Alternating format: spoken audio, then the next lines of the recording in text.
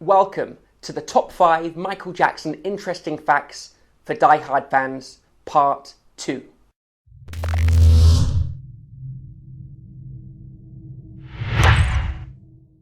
Welcome Michael Jackson fans. Okay, today we're going to continue with our live interesting facts. So this is part 2.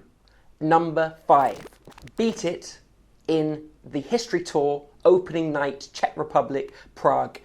So, Michael Jackson had quite major issues on this concert. When I say major issues, he had issues, which you always expect issues on opening night. But he had a very big one in Beat It, and he was quite angry about it because you can hear him.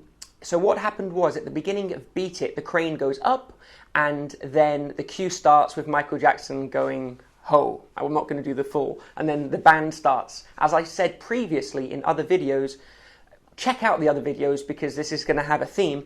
The click track's supposed to come in, da, da, da, da, bass. That's how Beat It starts. What happens is that Michael Jackson gives his cue, ho, then the click starts in the drummer's ear, 1, 2, 3, 4, bass. Then the bass of Beat It starts.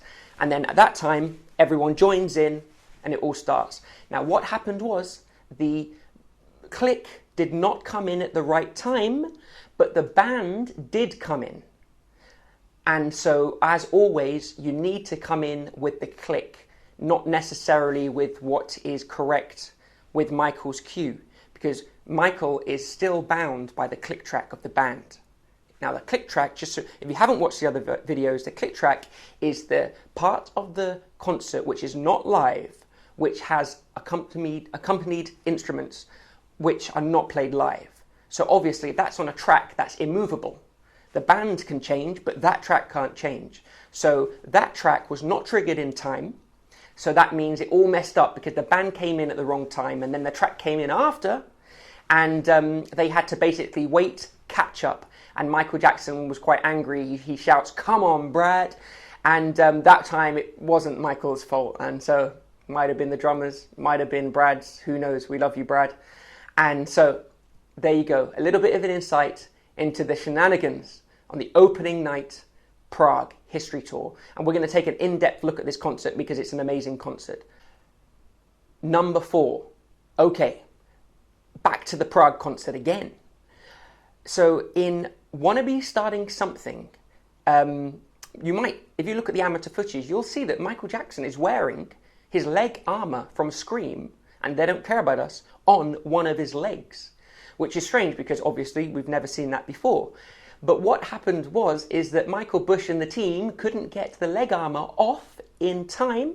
So Michael Jackson said, forget it, and he just carried on with this Wanna Be Starting Something anyway, and he had to dance it with the leg armor on. Now that's pretty tough because to dance it on 2 legs is tough, but 1 even harder because you have to work out your balance, your spin issues, because you know, if you notice that he kind of increases his dance level at the beginning of the show. So Wanna Be really has some freestyle-y kind of moves, and wearing that leg armor is really quite challenging. It's an obstacle for him. So he had to wear it for Wanna Be Starting Something because they didn't get it off in time, probably born by a little bit of irritation, and after that show, they got it off in time. Number 3. Okay, so on the first leg of the tour and the second leg of the tour, we have some differences between the crane. Now, if you watch the first leg of the tour, when Michael Jackson hangs out of the crane, which his insurers, his producers must have been literally crying. Can you imagine Michael Jackson falling off a crane into a crowd? How much trouble that is going to cause. However, he never did. But if you look at one of the shows, he actually has a armband on the crane, so that's a safety mechanism, but he never used it. I think if you look at Bucharest History Tour, you can see that, to put his arm in, but he's never going to use that.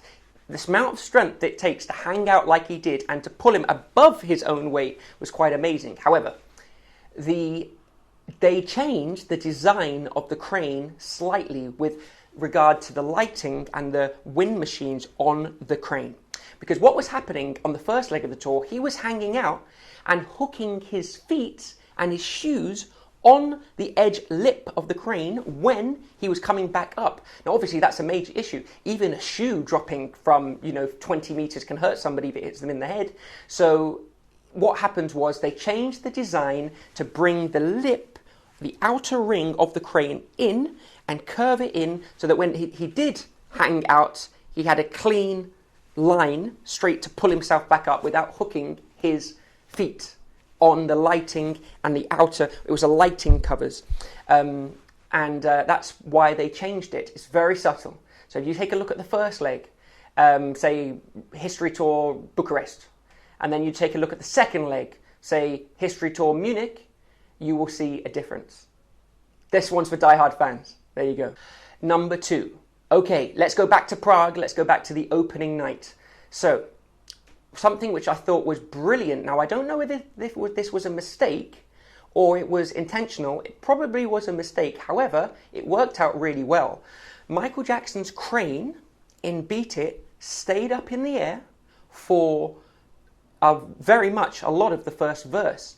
Now, usually Michael says in rehearsal that he wants it down so he can do the verse on the stage. However, I mean, as I said previously with regard to the split stage, if you're going to put that much effort into getting a crane, use it. So I think that I didn't see the point of, with Beat It, for example, on the History Tour, it going up like that and literally coming straight back down. But what they did on the opening night was brilliant. It went up like this with amazing wind machine, smoke, and it stayed up so that he sang the first verse up, and then it slowly came back down. And I just thought that was a brilliant start to Beat It. And it just gives contrast. It gives a different dynamic to the song, because it's exciting to see a different thing happening. So Michael was up there and all the winds machine. It just looks great. And then he calms down and then he starts it.